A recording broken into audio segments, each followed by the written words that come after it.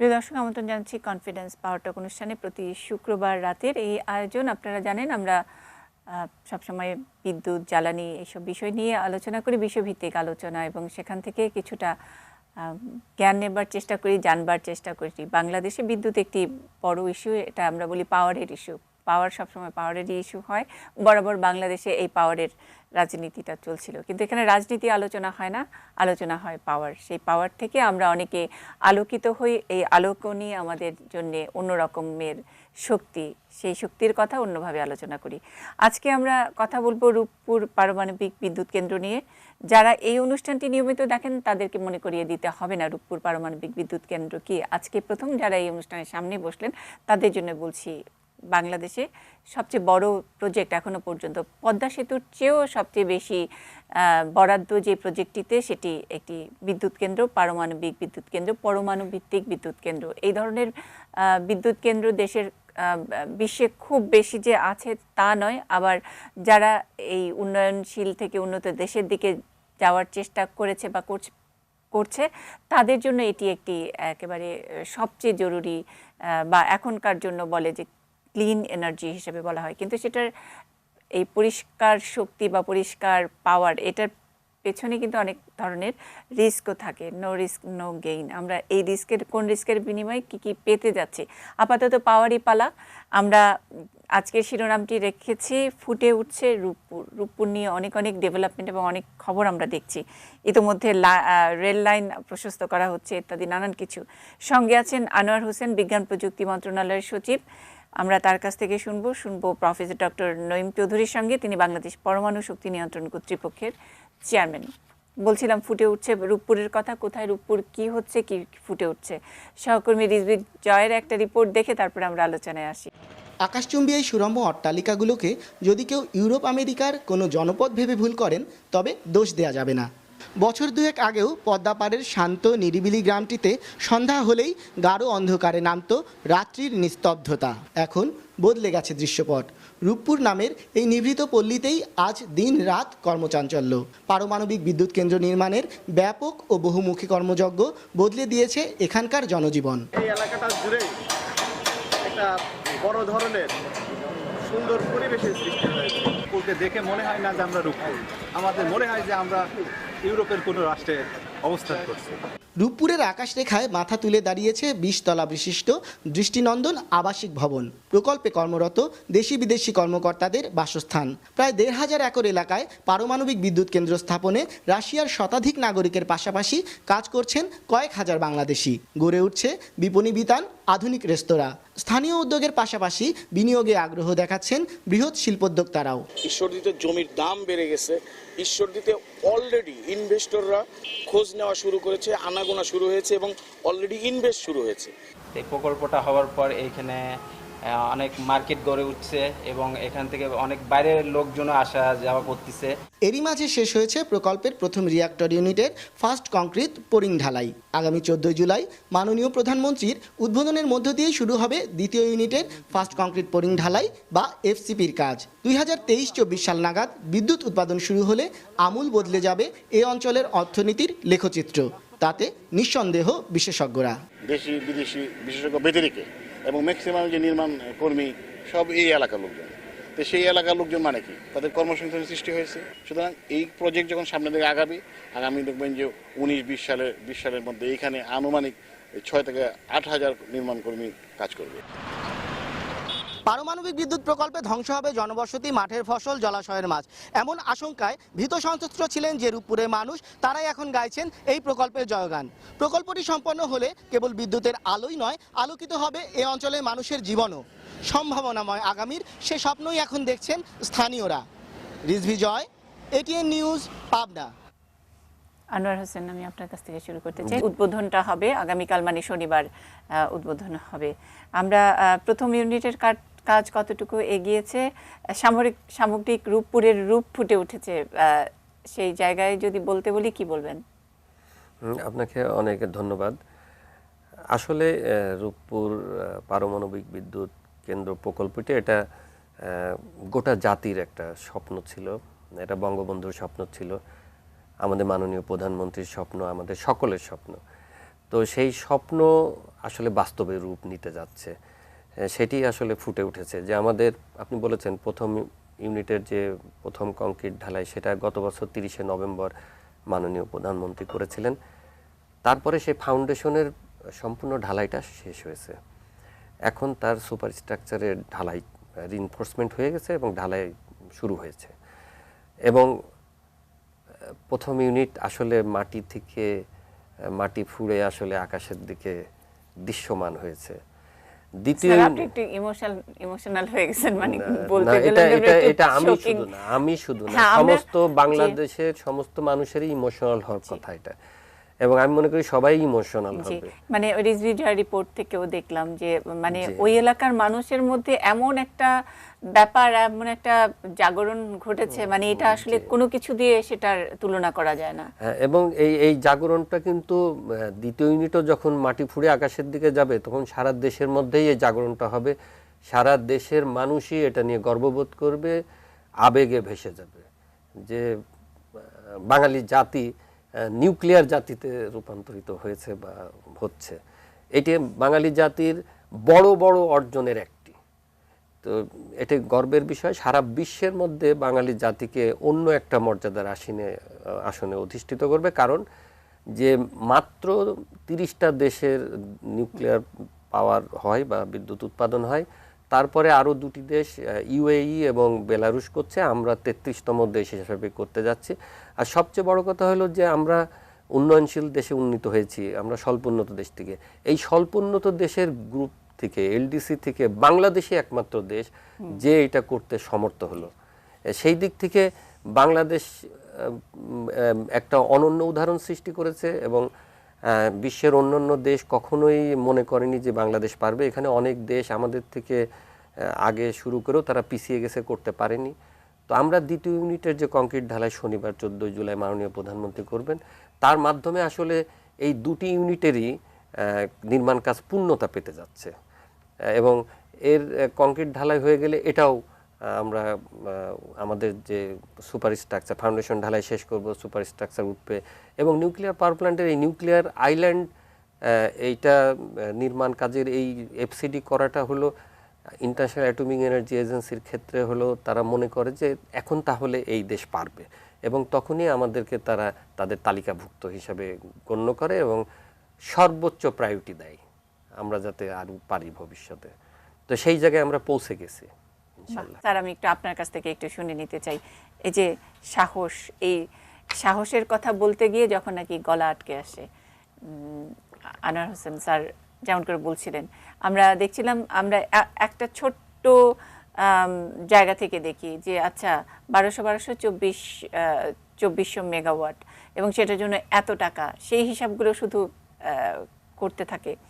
কিন্তু যখন দেখি যে রেল লাইনটাকে উন্নীত করা হচ্ছে, যখন দেখি ড্রেজিং হচ্ছে নদীর, সেগুলো ট্রান্সপোর্টেশনের জন্য, গোটা দেশই তো আমি বলছি যে পজিটিভ উলট পালট, অন্য রকমের একটা মোমেন্টাম তৈরি হয়েছে এই পরমাণুর এই শক্তির কি বলবো পাওয়ারে। কি বলবেন স্যার? এটা ঠিক যে এই প্রযুক্তি, আধুনিক প্রযুক্তি এবং পরমাণু প্রযুক্তি, এটি আপনি একটু আগে বলেছেন যে খুব বেশি দেশে হয়নি, এবং এই নিয়ে অনেক শঙ্কা অনেকের মধ্যে কাজ করত। যেমন সেই 3 মাইল আইল্যান্ডের ঘটনা, চার্নোবিলের ঘটনা, তারপর লেটেস্ট ফুকুশিমা ঘটনা, এগুলি নিয়ে মানুষের মনে অনেক সংশয় থাকবে কিনা। কিন্তু যেই দিকটি আপনি বলেছেন, এটা কিন্তু মানুষ খুব বেশি একটা আগে লক্ষ্য করেনি। যেমন আমরা রিপোর্টে দেখলাম একটু আগে যে রূপপুরে কি প্রাণ চাঞ্চল্য এসছে, এবং আমাদের সচিব মহোদয় যেটা বললেন যে এই প্রাণ চাঞ্চল্য এরপরে সারা দেশের মধ্যে এসে যাবে, এবং সেটাই সবাই আমরা চাচ্ছি। এবং নট অনলি দ্যাট, শুধু যে আমরা নৌপথ, রেলপথ এগুলির কথা বলছি, আপনি দেখেন এই টেকনোলজিটা যখন এস্টাবলিশড হবে, এটার সাথে যে সমস্ত আনুষঙ্গিক টেকনোলজিগুলি এসে যাবে আমাদের দেশে, ইলেকট্রনিক্স বলেন, মেকানিক্স বলেন, এবং বিভিন্ন কিছু, কারণ একটা পরমাণু বিদ্যুৎ প্রকল্পে বিজ্ঞানের এমন কোনো দিক নেই যেদিকে আপনার প্রযুক্তিগত উন্নয়ন না হবে। এবং তখন আমাদের নিজেদের যে ভাবমূর্তি, একটা প্রযুক্তি উন্নত দেশ হিসেবে আমরা অবশ্যই, এর সাথে আমাদের যে গোল, আমরা 30 সালে বলছে এসডিজি, 41 সালে বলছে উন্নত দেশ। এটা কিন্তু পরমাণু বিদ্যুৎ প্রকল্প, পরমাণু বিদ্যুৎ কেন্দ্র একটা বিরাট ভূমিকা লাগবে, কারণ বিদ্যুৎই সব উন্নয়নের মূল কাঠি, আপনারা জানেন। সুতরাং আমরা আশা করছি এই প্রকল্পে সেইভাবেই এগিয়ে যাবে। বলছিলাম যে মোমেন্টাম তৈরি হয়েছে, গোটা দেশের মোমেন্টামের কথা বলছেন। আর বাংলাদেশ পরমাণু শক্তি নিয়ন্ত্রণ কর্তৃপক্ষ পুরো প্রজেক্টটার মানে হওয়া থেকে শুরু করে রান করা পর্যন্ত এটার সেফটি অ্যান্ড অন্যান্য জিনিসগুলো দেখবে। আপনারা কি কি করবেন সেগুলো স্যার আমি বিস্তারিত শুনবো। দেশের মধ্যে এক ধরনের জাগরণ তৈরি হয়েছে বললাম, এবং আমরা আন্তর্জাতিক ফোরামে আমরা কেমন আছি অন্তত এই সাহস, এই ক্লাবে ঢোকার কারণে, সে বিষয়ে একটি রিপোর্ট দেখাবো একটা ছোট্ট বিরতির পরে। একটা ছোট্ট বিরতি, পাওয়ার টকে।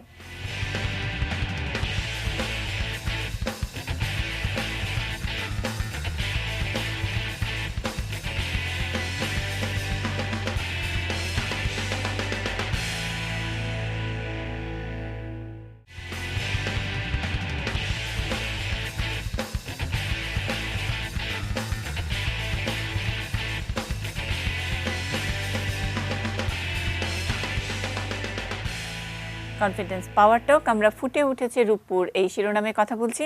সঙ্গে আছেন বিজ্ঞান ও প্রযুক্তি মন্ত্রণালয়ের সচিব আনোয়ার হোসেন, আছেন প্রফেসর ডক্টর নাঈম চৌধুরী, তিনি বাংলাদেশ পরমাণু শক্তি নিয়ন্ত্রণ কর্তৃপক্ষের চেয়ারম্যান। এই প্রজেক্টটি যারা আসলে নিয়ন্ত্রণ করবেন, দেখভাল করবেন বাংলাদেশের পক্ষ হয়ে, আমরা বিদেশি বিশেষজ্ঞরা এটার একটা কারিগরি সহযোগিতা আমাদেরকে দিচ্ছে, সেটার সঙ্গে একটি চুক্তিও আছে। সেই চুক্তিগুলো নিয়ে আমরা আনোয়ার হোসেনের কাছ থেকে শুনবো। তার আগে বিশ্ব দরবারে আমরা এই রূপপুর নিয়ে কতখানি সমাদৃত হয়েছি তার একটা ছোট্ট রিপোর্ট আপনাদেরকে দেখে নিই।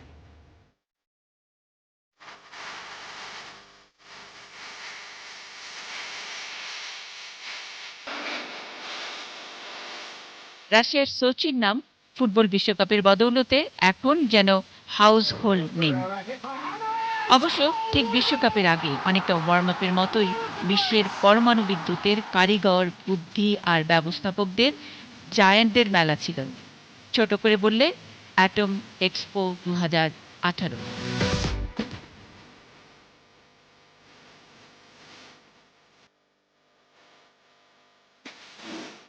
আমরা সবাই জানি পারমাণবিক বিদ্যুতের মানচিত্রে মাত্র 31টি দেশের নাম এখনো পর্যন্ত উঠেছে, আর সেখানে নবীনতম সদস্য Bangladesh. We have seen the last 3 years a lot of new reactors starting, and if we look to the coming 2 years, many new reactors as well. And we are of course very happy to see that Bangladesh has started construction. It's extremely important. We have so many in the world without electricity, and also the electricity has to be clean. So we need to have a sustainable supply that supplies 24/7, 24 hours a day, 7 days a week, and nuclear energy can do this. Can you just explain a little bit about our project in Bangladesh? Well, I'm only generally familiar with the project in Bangladesh, but I do know that Rosatom is a very highly experienced supplier of nuclear technology. They've had very, very good track record of safety and manufacturing around the world. And probably today, there's no company that has more experience with building nuclear power plants in other countries than Rosatom. So I think from that perspective, you're in very good hands, and I think that there's very good chance that the project will be very successful. পাবনার ঈশ্বরদীর রূপপুরে একটু একটু করে বাস্তবিক রূপ পাচ্ছে রূপপুর পারমাণবিক বিদ্যুৎ কেন্দ্র। প্রাথমিকভাবে যার ব্যয় ধরা হয়েছিল 12.65 বিলিয়ন মার্কিন ডলার বা 1,01,200 কোটি টাকা। বাংলাদেশ হলো তার নতুন নিউক্লিয়ার পাওয়ার প্ল্যান্ট করছে এবং প্রথম নিউক্লিয়ার পাওয়ার প্ল্যান্ট করছে, এবং আমাদের আগে কোনো অভিজ্ঞতা ছিল না।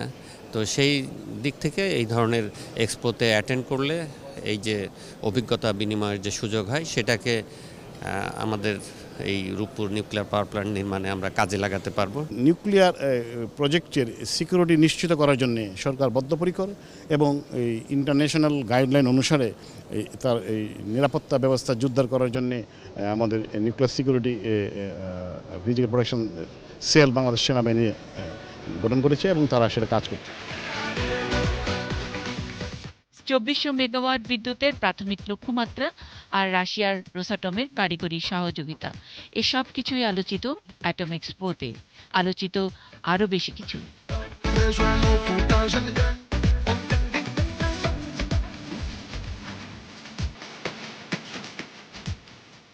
Coming Rooppur nuclear plant that Bangladesh is making with Russian help, there is a certain component where India would also be able to help.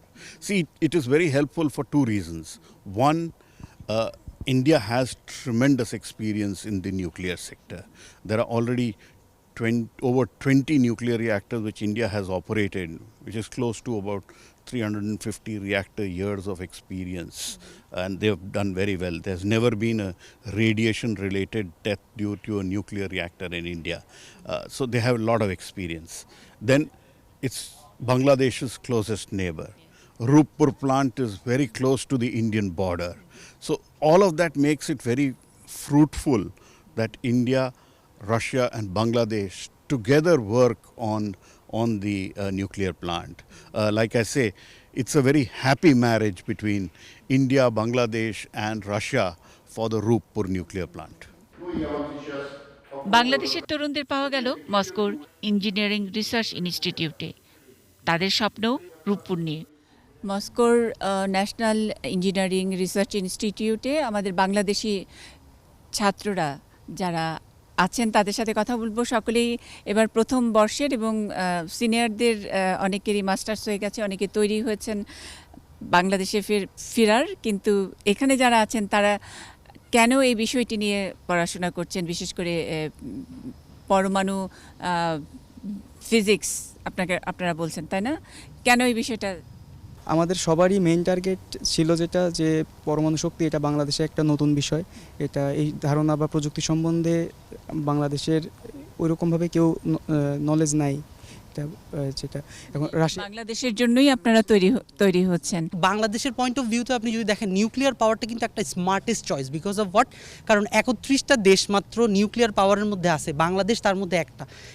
একটা বেশ কিছুদিন আগেও স্বল্প আয়ের একটা দেশ হয়েও কিন্তু আমরা এটার মধ্যে প্রবেশ করছি। এবং আমরা যখন পার্সোনালি প্রথম রূপপুর ভিজিটে গেছিলাম আমাদের মনটা অনেক বড় হয়ে গেছিলো। তাছাড়া ফার্স্ট কংক্রিটেড ডের পর থেকে আমরা নিজেরাই বিশ্বাস করতে শুরু করছি যে আমরাও কিন্তু মাথাচাড়া দিয়ে উঠতেছি পৃথিবীর সব দেশের মধ্যে। আর সব মিলিয়ে এক্সপোর ভেতরে বাইরে বারবারই বাংলাদেশ। এরকম এক্সপো বা এক্সপোজিশনের মূল সুর অনেকটা রবীন্দ্রনাথ ঠাকুরের ভাষায় মিলাবে মিলিবে। এর আগেও অ্যাটম এক্সপো আরও 9 বার অনুষ্ঠিত হয়েছে। 10তম বারে এই আয়োজন সোচিতে। এই মেলাবে মিলিবের সুরে অনেক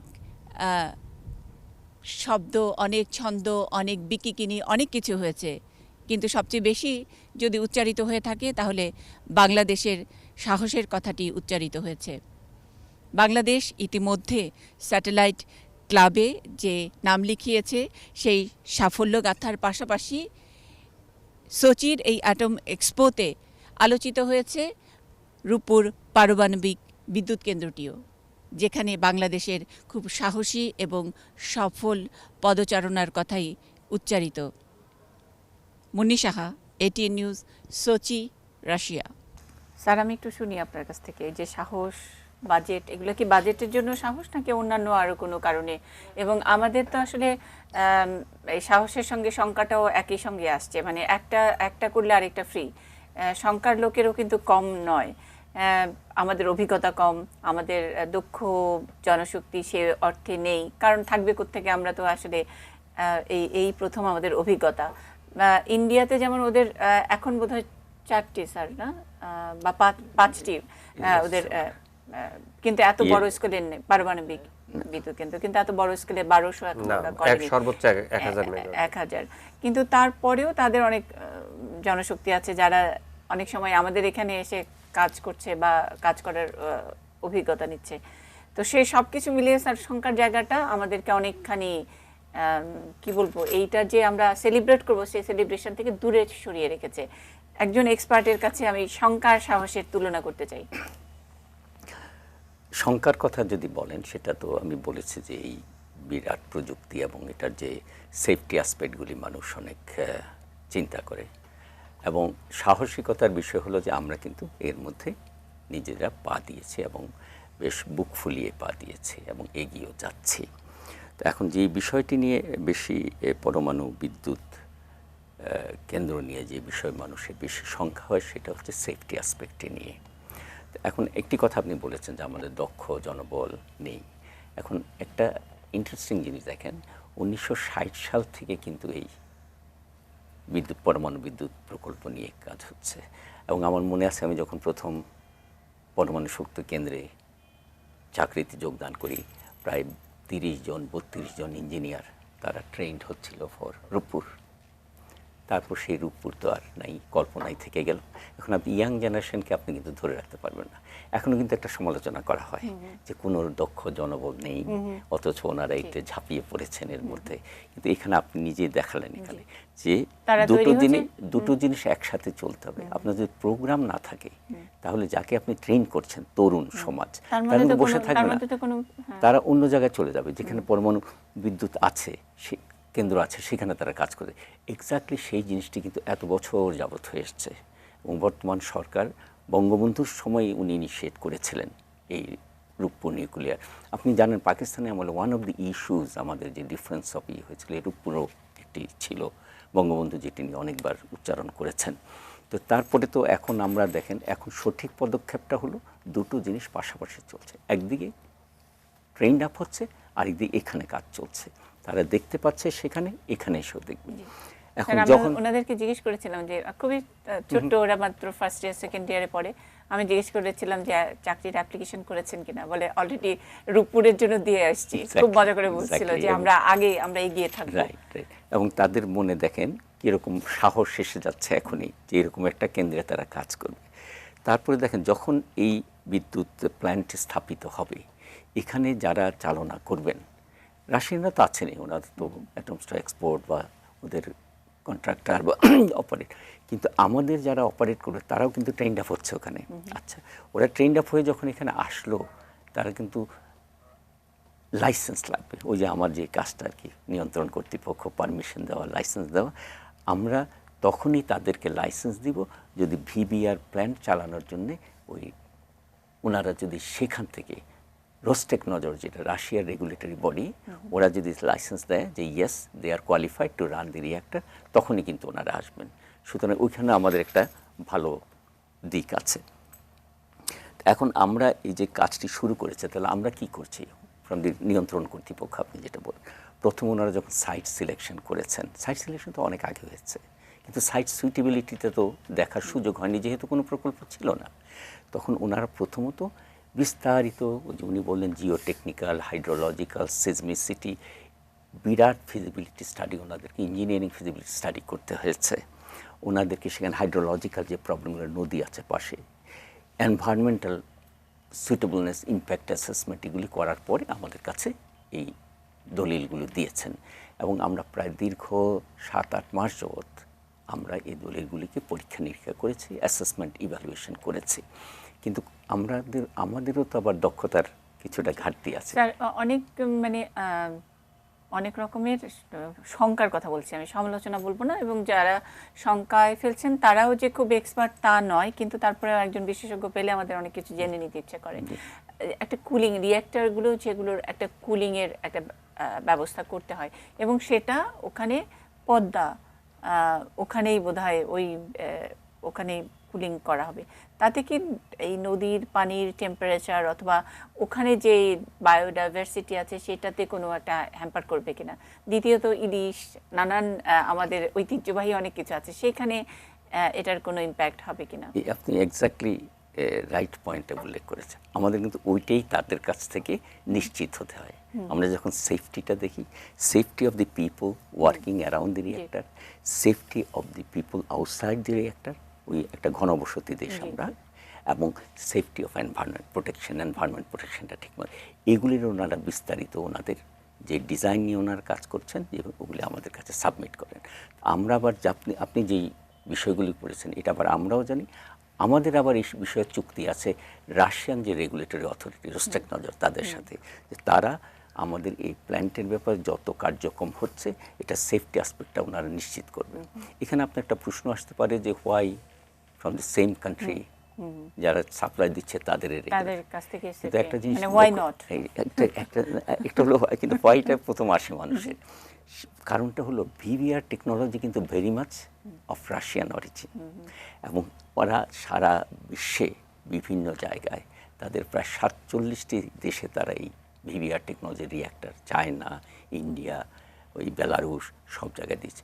এই রিঅ্যাক্টরগুলি কিন্তু ওই রেগুলেটরি বডির কন্ট্রোলে নিয়ন্ত্রণ করতে। স্যার আমরা শুধু মানে এখানে আপনি যেসব দেশগুলোর কথা বললেন যে সেম টেকনোলজি কিন্তু দেশ আলাদা, তো দেশ তো পুরো খালি একটা মাটি বা মানচিত্র নয়, এখানে পুরো এনভায়রনমেন্টটা মানে আমাদের বাতাস একরকম আর বেলারুশের বাতাস একরকম, আমাদের রোদটা একরকম ওদের রোদটা একরকম, আমাদের বাতাসে হিউমিডিটি আছে ওদের ওখানে হিউমিডিটি নাই, তো সেসব মিলিয়ে এটা তো আসলে এক ধরনের রিঅ্যাকশন। এই রিঅ্যাকশনটাতে আমরা কতখানি মানে সেফ থাকবো বা এটা নিশ্চিত করা কিভাবে হলো, মানে এক্সপেরিয়েন্স তো ওদের বাংলাদেশের এক্সপেরিয়েন্স নাই বা এরকম দেশের ভেজা দেশের এক্সপেরিয়েন্স নাই। এটা হচ্ছে যে যারা রেগুলেটরি এক্সপার্ট কাজ করছেন তারা কিন্তু এই যে এনভায়রনমেন্টাল যে সমস্ত বিষয় সবগুলি তাদের মাথায় আছে। যেমন একটা এক্সাম্পলে বলি আপনাকে, সব বাদ দিয়ে রূপপুরের যে সয়েল, এটাই কিন্তু একটা ইউনিক সয়েল, এটা আর কোথায় এরকম নাই ফর নিউক্লিয়ার পাওয়ার রিঅ্যাক্টর। এটা সফট সয়েল, আপনি জানেন রিঅ্যাক্টরগুলি হাজার হাজার টনের উপরের ওজনের জিনিস নিয়ে তো কাজ করে, সুতরাং মাটিটা খুব শক্ত হতে হয়। সুতরাং প্রথম যে রেগুলেটর অবশ্যই একদম রকি সয়েল, কিন্তু উপরেরটা তো নরম সয়েল। এক্স্যাক্টলি, তাহলে আপনি কিভাবে করবেন? Only through the technological intervention and what they have done.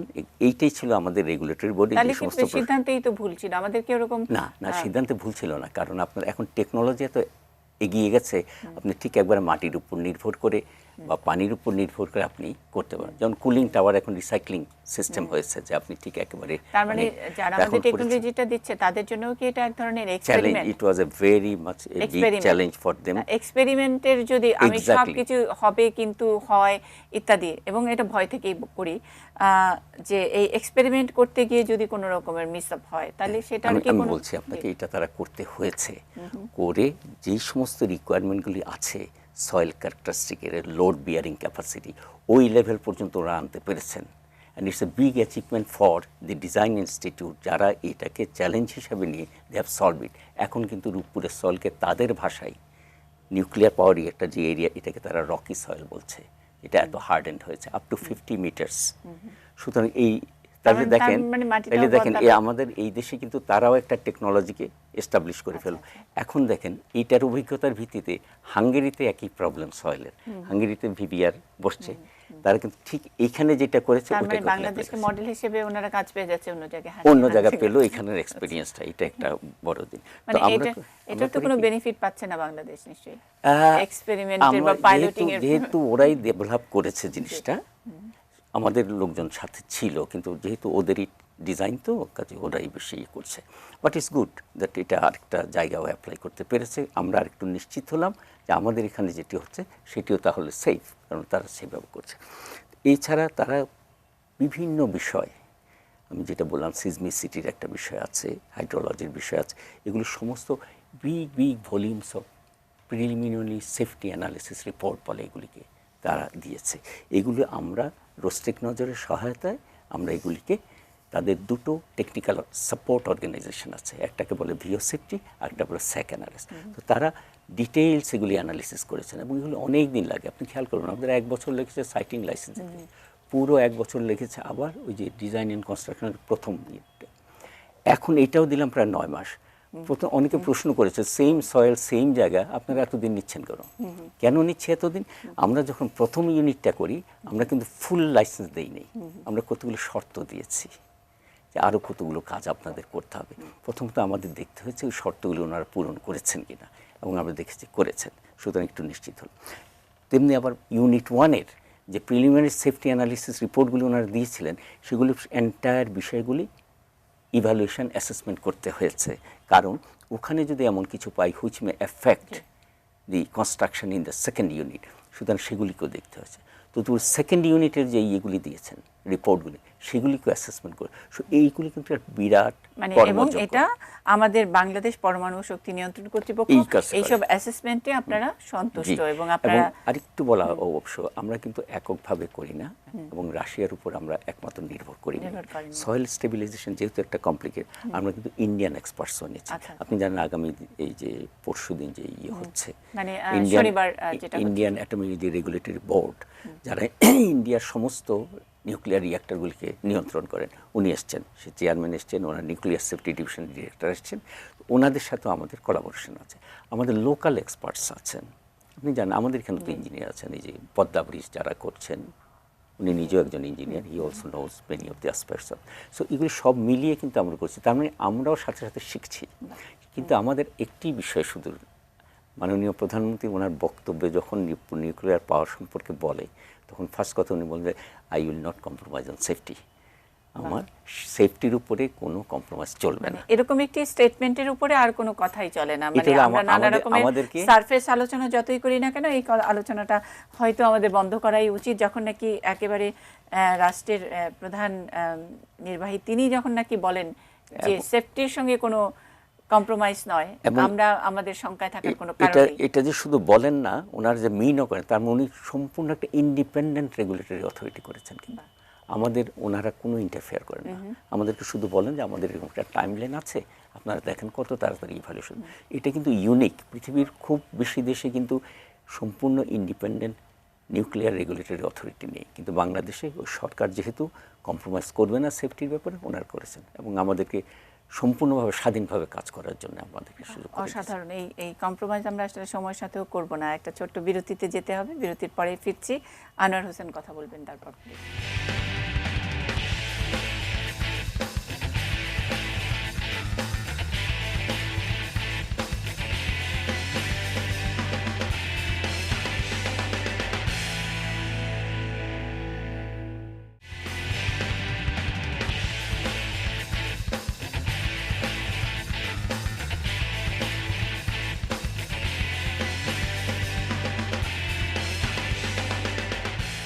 Confidence পাওয়ারটাকে আমরা আছি, ফুটে উঠছে রূপপুর, এই শিরোনামে কথা বলছি। আপনারা জানেন যে আগামীকাল শনিবার, কালকেই এই রূপপুর পারমাণবিক বিদ্যুৎ কেন্দ্রের যে দ্বিতীয় ধাপ আমরা যেটাকে বলি, যে দুটি ধাপে 2400 মেগাওয়াট বিদ্যুৎ উৎপন্ন হবে একই জায়গায়, একই সীমানার মধ্যেই সেই দ্বিতীয় ইউনিটটির ঢালাই উদ্বোধন হবে।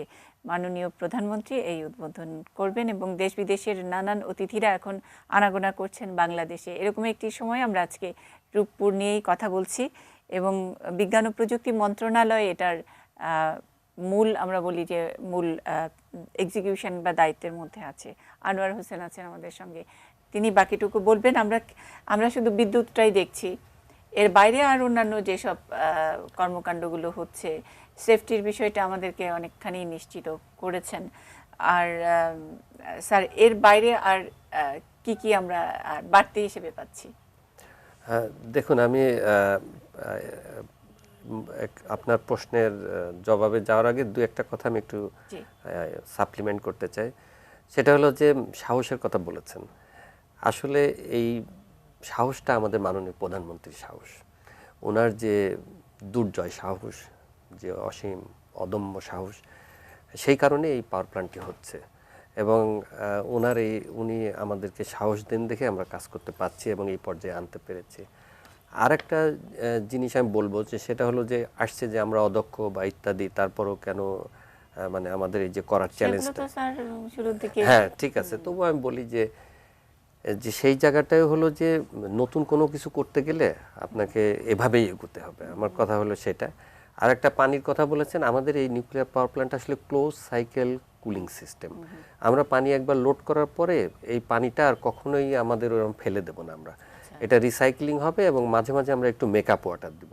সেই কারণে পদ্মা নদী মানে কোনো ক্ষতি হওয়ার আশঙ্কা নাই। বা মানে সবসময় যে নদীর তলার মধ্যে যে রিঅ্যাক্টর ঠান্ডা করবেন ওরকম কোনো বিষয় না, ওরকম কোনো বিষয় না। এবং বায়োডাইভার্সিটি যেটা বলেছেন সেটা কোনো প্রশ্নই ওঠে না। আরেকটা যেটা আমি বলবো যে একটা মানে কথা বলবো, সেটা হলো যে International Atomic Energy Agency DG mister Amano, Yukiya Amano এখানে ভিজিট করেছিলেন এবং উনি একেবারে মানে খোলাখুলিভাবে সার্টিফিকেট দিয়েছেন যে এটা সর্বোচ্চ নিরাপত্তা নিশ্চিত করে আমাদের বিদ্যুৎ কেন্দ্রটা হচ্ছে। এরপর আমি যেটা বলবো যে আপনি যেটা জিজ্ঞাসা করলেন সেটা হলো যে একটা নিউক্লিয়ার পাওয়ার প্ল্যান্ট যখন একটা দেশে হয় সেখান থেকে শুধু ওই যেমন আমাদের 2400 মেগাওয়াট সেই বিদ্যুৎ আমরা পাবো সেটা ঠিক আছে, এবং সেটা বেজ লোড পাওয়ার প্ল্যান্ট হবে 24/7 বলি, অর্থাৎ 24 ঘন্টা সারাক্ষণ চলবে।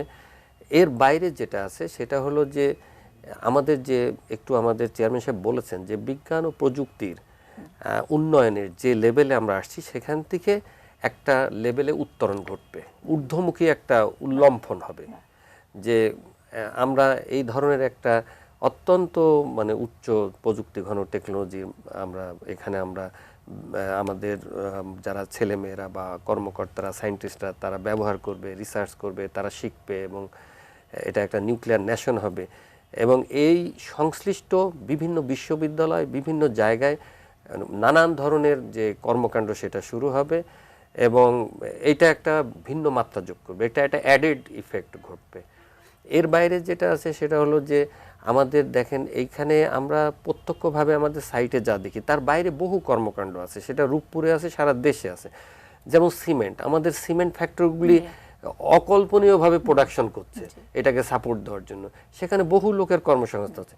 এছাড়া অন্যান্য ইন্ডাস্ট্রি, লোকাল ইন্ডাস্ট্রি গড়ে উঠছে, সারা দেশব্যাপী বিভিন্ন ধরনের ইন্ডাস্ট্রি গড়ে উঠছে এই পাওয়ার প্ল্যান্টের কনস্ট্রাকশনকে সাপোর্ট দেওয়ার জন্য। এবং আমরা এখন হয়তো প্রায় 4 থেকে 5,000 লোক ওখানে কাজ করছে, বাট সারা দেশে কিন্তু প্রত্যক্ষ পরোক্ষভাবে প্রায় লক্ষাধিক বা কয়েক লক্ষ লোক এর সাথে জড়িত হয়ে গেছে। তারপরে আরেকটা জিনিস আমি বলবো সেটা হলো যে সোশিও ইকোনমিক ডেভেলপমেন্টের সেখানটায় আমি যদি বলি যে বাংলাদেশ স্বাধীন হওয়ার পরে 46 বছরে $26 বিলিয়ন মতো ঋণ নিয়েছিল এবং সেটা আমাদের অর্থনীতিতে এসেছিল। আর এই একটা প্রজেক্টেই আমরা ঋণ নিয়েছি মানে $11.385 বিলিয়ন। তার মানে আমি যদি টোটাল 39 বিলিয়ন হয় তার 1/3 একটা প্রজেক্ট থেকে। এবং যে কোনো ইকোনমিতে এই 11-12 বিলিয়ন যদি ইনজেক্ট হয় তার যে একটা মানে মাল্টিপল ইফেক্ট হয় সেই ইকোনমিতে, সেটাই কিন্তু আমরা দেখতে পাচ্ছি প্রথম দিকে আপনি যেটা বলেছেন সারা দেশের মধ্যে সেটাই ফুটে উঠছে এবং এটা জিডিপিতে অনেক কন্ট্রিবিউট করবে। এটা জিডিপি আমাদের এখন 2016-17 অর্থবছরের শেষে 7.28 হয়েছে, গত অর্থবছরের হিসাব চলছে আর একটু বাড়বে এবং আমরা ডাবল ডিজিটে যেতে চাই জিডিপির হার, সেটা এই পাওয়ার প্ল্যান্টের একটা গুরুত্বপূর্ণ ভূমিকা মানে এবং এটা জাতি হিসেবেও আমরা এখন যারা বড় হচ্ছি বা রূপপুর ফুটে উঠছে আস্তে আস্তে, আমরা যারা এখন বাংলাদেশের জল হাওয়ায় শ্বাস নিচ্ছি তাদের জন্য একটি গর্বের, একটি ইতিহাসের সঙ্গে আমরা আস্তে আস্তে বুড়ো হচ্ছি, আমাদের বয়স হচ্ছে এবং এই ফুটে ওঠার সঙ্গে বাংলাদেশের আমরা অনেক সময় ডিজিটের কথা বলি, ডাবল ডিজিটের কথা বলি, আরও অনেক কিছুর কথা বলি। সব কিছুর চেয়েও তো বলি যে বাংলাদেশের মানুষের জীবনমানের উন্নয়ন, একটা মানুষ অনেক ভালো থাকে, অনেক সন্তুষ্ট থাকে, খেয়ে পড়ে একটু নিশ্চিন্তে ঘুমায়, সেরকম বাংলাদেশের জন্যে এই আস্তে আস্তে ফুটে ওঠার সাক্ষী হিসেবে আমরা সকলেই গর্বিত। এই রূপপুর ফুটে উঠছে, সেই ফুটে ওঠার জন্য সকল রকমের অভিনন্দন সবার তরফ থেকে। ভালো থাকবেন সবাই।